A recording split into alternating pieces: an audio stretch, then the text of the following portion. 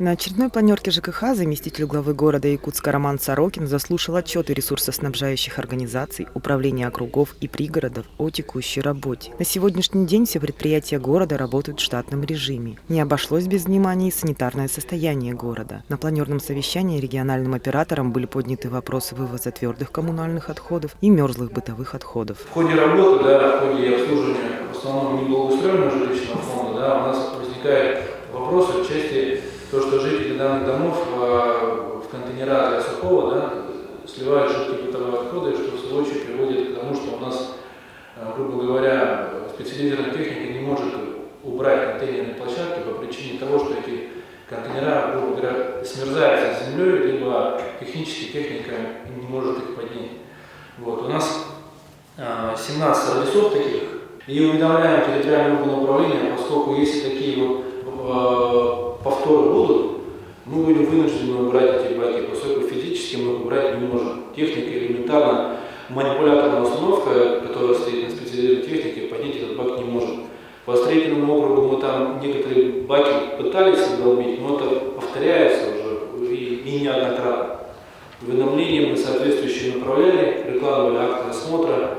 Данный акт осмотра мы оформляли вместе с управляющими организациями и жителями данных домов. И также у нас есть видеофиксация, то, что жители, хотя даже ставят эти шайбы на 17-м квартале, люди идут и выливают жидкие бытовые отходы прямо в баки.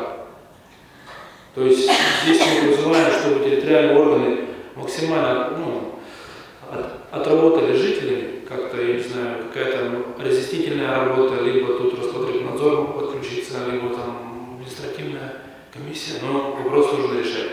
Региональные операторы не отказываются убирать баки, то есть не отказываются убирать твердые коммунальные отходы, но мы просим, чтобы по данному факту какие-то меры были предприняты. Руководителями управляющих компаний были предложены различные варианты решения проблемы. Но, как отметил Роман Сорокин, главное, чтобы сами жильцы осознали важность цивилизованного избавления от мусора, и тогда таких проблем не будет. В принципе, как отмечается со стороны наших служб, в том числе и регионального оператора по обращению с твердокоммунальными отходами, количество обращений, жалоб, по сути дела, сотни у нас в разы снизилось. Остаются точечные вопросы, это связанные, я считаю, как с текущей деятельностью.